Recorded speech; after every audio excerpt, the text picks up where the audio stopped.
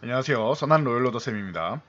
2023년 6월 29일 목요일 시황방송 시작하도록 하겠습니다. 자, 먼저 다우 지수입니다. 자, 다우 같은 경우는 현재 박스권에 갇혀 있고, 그리고 상단 두들겼다라고 말씀드렸습니다. 그래서 중심선 부근 전까지 내려왔다가 2보 전진을 위한 1보 후퇴 정도 하고 힘 모으고 다시 한번 돌파 시도 나와오는 게 아주 좋은 현상이다 정도로 생각하시면 됩니다. 자, 나스닥 같은 경우는 마이크론이 호실적을 발표했습니다. 그래서 예상치보다는 나은 실적, 좋은 실적이라고 하기에는 호실적이라고 말하기는 좀 그런데 예상했던 것보다는 좀 나은 실적, 적자폭도 좀 줄어들고 예상보다는 매출도 감소했지만 예상보다는 좀 나은 편이다. 그래서 최악은 지나가는 거 아니냐, 바닥론에 대한 얘기가 다시 한번 나오고 있습니다. 그래서 저점론이 나오고 있고 시간에서도 좋은 모습 보이고 있다 정도로 체크하시면 될 것 같아요. 나스닥은 워낙 많이 올라왔기 때문에 12,000원 돌파한 다음에 살짝 지지력 테스트 받은 다음에 그 다음에 화끈하게 치고 올라왔죠. 그렇기 때문에 잠깐 숨고르기 하는 게 좋은 거다. 계속 설명드렸습니다. 그런데 우리나라 지수가 조금 불만스러우실 거예요. 지금 만족스럽지 못하실 텐데 이게 어떻게 보면 좀 자연스러운 현상인 것 같아요. 계속 말씀드리고 있지만 코스피 같은 경우는 이 상반기에 2200포인트 흔들기 한 이후에 2500 부근까지 올라왔죠. 그러면은 바닥에서 한 300포인트가 올라온 건데 여기서 중요한 게 미증시처럼 요 고점 돌파 시도를 이런 식으로 해줬어야 되는데 그런 움직임이 아니죠. 지금 고점 돌파 시도가 아니라 건드리지도 못할 정도로 좀 약했다. 그래서 상대적으로 좀 약했기 때문에 위로 못 올라간다라고 하면 어떻게 해야 넘어간다? 아래쪽으로 해서 지지력 테스트를 해서 트랩을 만들고 더 내려가지 않는다라는 안도감 정도는 만들어야 다시 한번 상단 돌파를 할 수 있다. 교육해 드렸죠. 그리고 나서 트랩을 완성한 이후에 여기부터는 이제 넘어갈 자신감을 가져도 된다라고 말씀드렸는데 넘어간 다음에도 바로 못 움직여서 여러분들 실망하셨을 거예요. 그런데 기존에 약했던 증시가 갑자기 세지면 그것도 이상하죠. 과거에 그러니까 1분기에 약했던 증시인데 SBB 사태 때문에 하단 지지력 테스트를 받았는데 그 정도로는 이탈하지 않는다라는 확신을 줬어요. 그럼 돌파한 다음에도 이 2500포인트, 2550포인트 요 구간을 돌파한 다음에 지지력 테스트 정도는 받아야 또 움직인다라고 말씀드렸죠. 이 구간 넘어간 다음에 똑같아요. 2550 구간 흔들기 정도 지지력 테스트 받으러 나왔는데 이 모양을 그냥 크게 본다라고 하면 일희일비하지 말고 파동 하나하나 잔파동에 흔들리지 말고 크게 보면은 이런 모양이에요. 이렇게 상하파동을 그리면서 지금 점점 고점을 올리고 있는 모습을 여러분들 확인하실 수 있습니다. 그렇기 때문에 이 파동에 대해서 여러분들 우상향 중이구나 라고 생각하시면 되는 거고 이 부분에 대해서 너무 왜 우리는 이렇게 약하냐라고 생각하실 필요가 없어요. 약하다라고는 해도 각도가 조금 안 좋을 뿐이지 각도가 좀 완만한 거죠. 그럴 뿐이지 우상향하는 기조는 유지되고 있다라는 거 여러분들이 항상 생각을 하고 계셔야 되고요. 섭섭하다라고 하면 항상 이걸 보시라고 제가 말씀드렸습니다. 여러분들 외국인들이 지난 4분기부터 해서 우리나라 주식시장을 얼만큼 매수를 했느냐라는 부분에 대해서 제가 계속 강조해드리고 있는데 지금 1조 원 이상 줄였음에도 불구하고 18조 원 넘는 금액을 매수하고 있다. 18조 원 말이죠. 18조 원 넘는 금액을 매수하고 있다. 지난 하반기 4분기에 이렇게 해서 6조 원 매수했다라고 했어요. 7조 원 후반대였는데 1조 7천억 매도하면서 6조 원 정도가 남았고 그리고 나서 여기까지 올라오면서 다시 한번 반등 나면서 14조 원대까지 올라왔다가 한 3조 원 정도 줄입니다. 여기가 11조 원이에요. 그리고 나서 지금 어떻게 돼요? 19조 원대 갔다가 지금 18조 원 정도. 크게 줄인 것도 아니죠. 그러니까 상하파동이 나올 때마다 일부 비중 축소는 나온단 말이에요. 올라온 종목도 올라온 섹터들에 대해서 비중 조절은 해요. 비중 조절은 하는데 한국 시장을 매도하거나 하는 건 아니죠. 점점 늘어나고 있다는 건 보이실 거예요. 6조에서 11조, 18조 이런 식으로 늘어나고 있는 건 보이실 거예요. 그렇다라고 하면은 외국인들이 매집 구간으로서 빠르게 올리지 않고 일부러 완만하게 이렇게 지수를 드리블하고 있구나라는 부분 설명드렸었죠. 그러니까 실망할 필요 없다. 지금 우상향 기조고 외국인들이 우리나라 증시를 싸게 살려고 하는 거고 저렇게 많은 금액을 싸게 매집을 했다라고 하면은 외국인들의 목표치는 지금 여러분들이 고민하시는 2,800이냐 2,900이냐 이게 아니라 3,000포인트로 지나가는 과정이다. 여기가 목표치가 아니에요. 지나가는 과정이다. 대신 중간중간에 이렇게 작은 저항 나올 때 이런 식으로 이렇게 파동 그리면서 간다라는 것만 여러분들이 이해하시면 된다. 설명드렸죠. 그래서 걱정할 필요가 없습니다. 지금은. 자, 오늘 수급 자체도 뭐 마찬가지고요. 뭐 최근에 좀 매도하는 듯 하다가 그렇게 매도 안 하죠. 선물도 다시 일부는 매수하고 있고 이 정도 내려오니까 2,550 내려오니까 콜옵션 적극적으로 사고 풋옵션 적극적으로 청산하고 있죠. 그러니까 이 정도까지 체크하시면 될 것 같아요. 코스닥은 지금 못 가는 게 당연하다. 900포인트까지 660부터 너무나도 빠르게 올라왔다. 그렇기 때문에 830, 40 흔들기 나와야 된다라고 말씀드렸고 요 구간에서 만들었습니다. 어떻게 보면 작은 역헤드앤 숄더, 뭐 파동이 좀 작긴 한데 작은 역헤드앤 숄더라고 보시면 되겠죠. 그리고 나서 다시 한번 고점 건드려주는 거 좋아요. 코스닥이 그만큼 강하다라는 뜻이겠죠. 그리고 이 중심선 부근 흔들기 정도는 나오는데 이 위쪽에서 지금 박스권 그리는 것도 강한 거다라고 말씀드렸습니다. 정상적으로 보면은 이렇게 올라갔다가 이렇게 해서 내려왔다가 이렇게 반복하는 게 정상인데 아직 안 내려오고 있다는 건 아직은 시장이 강하다라고 보시면 될 것 같아요. 그래서 코스피는 완만하게 우상향 기조고 코스닥은 상승 추세를 탔는데 너무 빠르게 올라왔기 때문에 휴식 구간으로 기간 조정을 받아야 또 움직인다. 1000포인트도 지나가는 과정이다 정도로 보시면 된다라고 교육해 드렸으니까 요 정도까지만 체크하시면 됩니다. 자, 삼성전자. 자, 이제 뭐 조만간 이제 그 2분기 실적 발표, 잠정 실적 발표를 앞두고 있죠. 근데 뭐 마이크론이 저렇게 예상치보다 양호하다라는 뭐 얘기가 나오면은 삼성전자도 나쁠 건 없겠죠. 그렇다라고 하면은 72,500원 요 구간을 돌파할 수 있다. 그리고 만약에 먼저 넘어간 다음에 7만 그 실적 발표 이후에 살짝 밀리더라도 이상해할 거 없다라고 항상 말씀드리죠.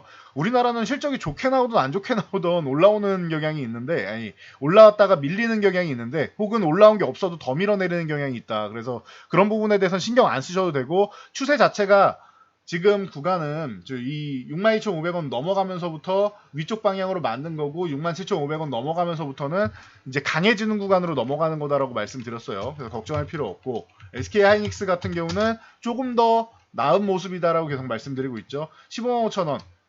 삼성전자 밑에서 이렇게 두들기는 거에 비해 SK하이닉스는 돌파한 다음에 지지력 테스트하고 회복하는 모습이죠. 하이닉스가 조금 더 현재는 모양 자체는 주가 레벨이 좋은 모습이다라고 말씀드렸습니다. 그래서 이 부분 참고하시면 됩니다. 그래서 하이닉스가 주가 레벨이 높고 13만 원은 좀 저항 구간이니까 그거는 여러분들이 좀 생각을 해보시면 좋을 것 같아요. 거래량 실어서 단번에 돌파하면 너무나도 좋겠지만 만약에 저항을 좀 받더라도 실망할 거 없다. 지금 최근에 8만 5천 원 돌파한 다음에 지력 테스트 받다가 8만 5천 원에서부터 13만 원만 해도 뭐 대형주 굉장한 상승률이죠. 그러니까 실망할 필요 없다. 업황이 안 좋았음에도 불구하고 이렇게 빠르게 올라오는 것 자체가 하이닉스의 HBM이나 이런 부분, 엔비디아에 공급하는 이런 부분에 대해서 글로벌 시장에 대해서 이제 점유율 그리고 이 압도적인 지위를 알려주는 거다라고 보시면 되고요. 자, PSK 홀딩스 같은 경우가 최근에 계속 좋은 모습을 보이고 있죠. 그래서 22,500원 거의 다 왔습니다. 1차 목표치. 그래서 목표치에 거의 다 달았다 보시면 되고요. 22,500원 부근 가서 이제 아래서 쉴 거냐 돌파해서 쉴 거냐인데 많이 올랐으니까 조금 쉬었다 가는 것도 나쁘진 않을 것 같아요. 이제는 참고하시고요. 이수페타시스도 마찬가지입니다. 거의 다 뭐 3만원 부근 거의 다 왔는데 뭐 29,900원 찍었으니까요. 거의 다 왔는데 여기서 이제 슬슬 쉴 자리를 찾아야 되는데 3만원 위에서 기간 조정 받을 거냐 아래서 가격 조정과 기간 조정을 조금 받다 갈 거냐 뭐 차이를 보면 되겠죠. 그래서 뭐 ENF 테크놀로지라든가 이런 종목들이 이제 바닥에서 치고 올라오는 종목들이 있는데 잘 치고 올라서 26,000원 돌파해 있죠. 정상적인 흐름입니다. 이게 정상이에요. 이 종목도 삼성전자에서 이제 미국의 그 공장 짓는 게 그 완공이 되고 하면은 가장 수혜를 보는 게 미국의 전쟁 기지가 있는 기업들이다라고 말씀드렸는데 ENF 테크놀로지가 뭐 대표적인 종목 중 하나죠. 그래서 뭐 최근에 작년도 그렇고 좀 어수선한 이런 가운데 반도체를 전체적으로 좀 조정을 받았는데 제대로 좀 제자리 찾아가기 위한 모습을 지금 만들고 있다라는 거. 자, 테크인 같은 경우도 마찬가지입니다. 테크인도 6,000원 구간에서부터 반등 세게 나오더니 7,500원 저항 한번 받고 휴식. 중간선에서 이제 한번 지지력 테스트 받으면서 확실하게 제압해주고 돌파해주는 모습 좋습니다. 그리고 9,000원 한번 건드렸었죠. 그리고 나서 쉬다가 중심선에서 다시 올라오는 거 좋습니다. 테크윙도 강해지고 있고 뭐 이 양봉선 하단인 이 7,500원 이 아래 구간은 뭐 이탈하지 않을 테니까 편안하게 요 구간은 지지력 테스트 받는다라고 생각하시고 위쪽으로도 이제 얼마든지 돌파해서 제자리 찾아갈 수 있다라는 뭐 자신감 정도 가지셔도 될 것 같습니다. 그래서 전체적으로 소부장업종들도 이렇게 올라오고 있다라는 거 체크하시면 될 것 같아요. 자, LG전자는 VS사업본부, 그러니까 전장사업부를 이제 떼놓고 얘기할 수가 없습니다. 스마트폰 사업부를 이제 어쩔 수 없이 포기하게 된 LG전자인데 지난해 전장사업부가 그동안에 오랜 기간의 연구개발과 투자에 힘입어서 이제 흑자 전환을 했습니다. 그러면은 애물단지가 아니고 그 미래에 대한 기대감만 가지고 있는 게 아니고 이제는 돈을 벌어다 주는 사업으로 전환하고 있다. 거기다가 자율주행 시대가 오면서 더욱더 전장 부품에 대한 뭐 고부가 가치 시스템 같은 경우가 부각이 될 수 있는데요. 지난해 흑자 전환한 다음에 2030년까지는 글로벌 리더로 도약한다라는 목표를 갖고 있죠. 이미 수주잔고 80조 원입니다. 누적 수주잔고가. 참고하시면 될 것 같아요. LG전자도 지금 요 구간 11만 5천 원 넘어간 다음에 강력하게 한번 상승하고 쉬고 있다가 이제 슬슬 움직일 채비를 갖추고 있다 보시면 될 것 같아요. 자, 환경부에서 2023년 그러니까 올해죠. 전기차 충전시설 123만 기 이상을 보급하겠다라고 합니다. 근데 저는 그렇습니다. 보급하는 거 좋은데 저 123만 기가 고속 충전기였으면 좋겠어요. 특히 초고속이라고도 하고 하는데 이 좀 초고속 충전기를 좀 많이 보급했으면 좋겠어요. 완속 충전기 같은 경우는 뭐 여러분들 스마트폰 생각하시면 될 것 같아요. 여러분 요즘 초고속 충전기 나오는 거랑 완속 충전기 나오는 거랑 정말 다르죠. 뭐 1시간 30분 정도면은 충전되는 게 완속 충전기 이용하면 뭐 4, 5시간도 걸리고 하는데 답답해서 쓰겠습니까? 우리 한국인들 빠른 거 좋아하죠. 빨리빨리 정신 중요하죠. 그래서 우리나라도 좀 고속 충전기를 했으면 좋겠고요. 이게 왜 중요하냐면은 지금 주행거리보다 앞으로 주행거리까지 생각해야 될 거 아니에요. 이 핸드폰 충전기처럼 뭐 저렴한 가격에 계속 교체할 수 있는 그런 정도의 저렴한 시스템이 아니다 보니까 완속 충전기를 설치한다라고 하면은 추후에 용량이 더 커졌을 때는 얼마나 불편하겠습니까? 그래서 뭐 이런 부분에 대해서도 좀 웬만하면 좀 초고속 충전기 중심으로 좀 많이 설치를 했으면 좋겠다라는 뭐 이런 부분을 이제 바람으로 한번 생각해 보고요.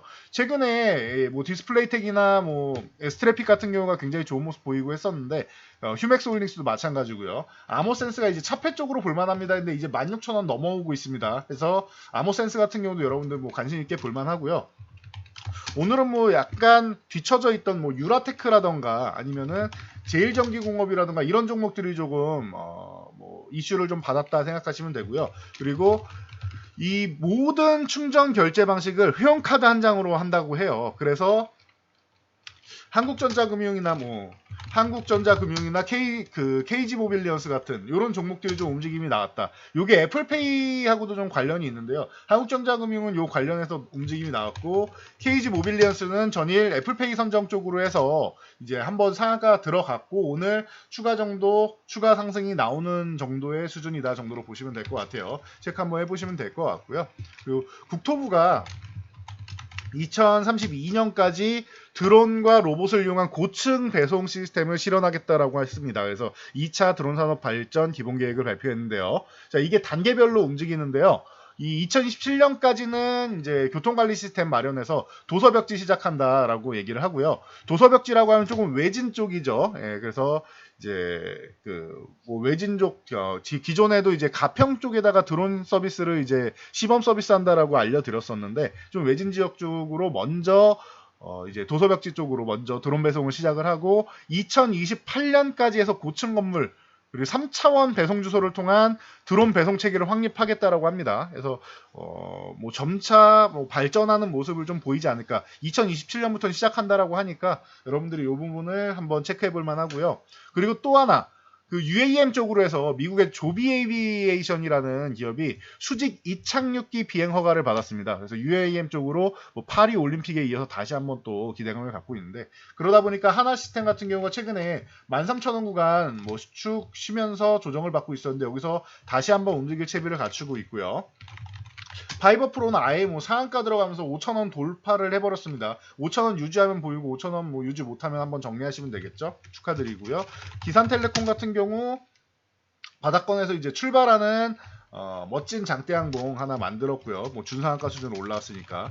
캔코아 에어로스페이스가 최근에 좀 생각보다 약했었는데 14,000원 저점으로 해가지고 다시 한번 반등 만드는 모습입니다. 그래서 뭐 기존에 올라가면서 이제 18,000원, 2만원 요 구간까지는 올라갔었으니까 이 정도는 회복하는 건 어렵지는 않겠죠. 그리고 베셀 같은 경우도 마찬가지입니다. 5,500원 회복 시도는 했는데 유지는 못했어요. 그리고 나서 5,500을 다시 회복해준다라고 하면은 이러면 이때부터 베셀은 다시 한번 움직일 수 있겠죠. 자, 제이시언 시스템도 마찬가지입니다. 지금 최근에 이제 고점을 조금 낮추면서 좀 조정을 받으면서 좀 쉬고 있는 이런 구간인데, 고점 구간 다시 한번 두들기고 있죠. 그래서 다시 내려와 있으니까 5,500원 위쪽만 유지해 준다라고 하면은 다시 한번 6,000원 구간 돌파하는 거 한번 확인해 보시면 될 것 같아요. 6,000원 넘어가면 다시 한번 시세 분출할 수 있습니다. 그리고 뭐 네온테크 같은 경우가 오늘 약했었는데 이 종목도 3,500원 돌파 시도는 했죠. 그렇다라고 하면은 3,500원 회복되는 구간 노려가지고 보시면 될 것 같아요. 자, 어제도 말씀드렸듯이 정부에서 모듈러 산업 수출 지원을 추진한다라고 하는데, 자, 그렇다라고 하면은 이 모듈러 주택, 우크라이나, 네옴시티 이미 얘기가 나왔고, 그 외에도 추가적으로 수출 지원을 한다라고 하면 긍정적인 움직임 보일 수 있겠죠. 그래서 덕신하우징 같은 경우가 이제 어제 오늘 해서 좀 멋진 모습을 보이고 있고, 기존의 SY, 그리고 범양건영 이게 뭐 세 종목이 가장 기본이라고 말씀드렸죠. 그래서 SY가 먼저 뭐 대장주처럼 올라와 있고, 기존에도 계속 뭐 포착을 해서 교육을 해드렸었는데, 5,000원 구간, 요 구간 회복되면은 또 다시 움직일 수 있습니다. 그래서 흐름은 만들어졌다라고 보시면 될 것 같고요. 그리고 범양건영이 조금 약한데 범양건영 같은 경우는 3,500원 회복될 때 보시면 됩니다. 그리고 자연과환경이나 금강공업 같은 경우도 같이 볼 수 있는데 자연과환경 한번 올라왔다가 휴식 구간 말씀드렸죠. 그리고 나서 요 1,400원 회복될 때 다시 한번 볼 수 있고요. 그리고 금강공업 같은 경우는 최근에 좀 빠르게 좀 움직임이 나오면서 오늘 8,000원까지 건드렸는데 요거는 밀릴 때 보시면은 좀 좋을 것 같아요. 그래서 요 7,000원 초반 구간 준다라고 하면 고마운 거고 아니면 7,500원을 제압하면은 뭐 나쁘지 않을 수 있습니다. 이 정도까지 체크하시면 될 것 같고요. 그리고 최근에 바닥권 종목 텀되는 종목들이 있다라고 말씀드렸는데 제가 뭐 서울옥션 같은 경우 말씀드렸는데 아직 15,000원 회복이 안 됐습니다. 여기 15,000원 요 구간을 유지해줘야 되는데 여기서 밀리면은 이제 다시 한번 회복되는 구간 노려가지고 체크할 수 있습니다. 그래서 15,000원 구간 회복되는 거 잘 보시고요. 그 회복 안 되면 아직까지 좀 약한 거다. 수급이 좀 덜 들어온 거다 생각하시면 됩니다. 그리고 대명에너지 같은 날 말씀드렸었는데 대명에너지는 25,000원 구간은 잘 유지해 주려는 모습이고 그래도 저점은 그래도 좀 높여가는 이런 흐름을 만들고는 있어요. 그래서 이런 흐름 만들고 있으니까 여러분들 좀 완만하게 상승하는 우상향 기조 만들고 있다. 체크해 보시면 될 것 같고요. KTCS 같은 경우도 상반기에 멋진 흐름 한번 만들었었는데 충분히 조정받은 다음에 3,500원 구간에서 회복 시도 그리고 나서 다시 한번 우상향 기조 만들려고 하고 있고 여기서 거래량 살짝 실어주고 있습니다. 4,000원 회복되면은 시세 다시 한번 탄력받을 수 있으니까 이 부분도 잘 체크해 보시면 좋을 것 같습니다. 전 여기까지 말씀드리고 물러가도록 하겠습니다. 여러분들 영상이 도움되셨다면 주변 분들께도 저희 채널 추천 한번 부탁드리고요. 영상 잘 참고해서 모두 안전투자하시기 바랍니다.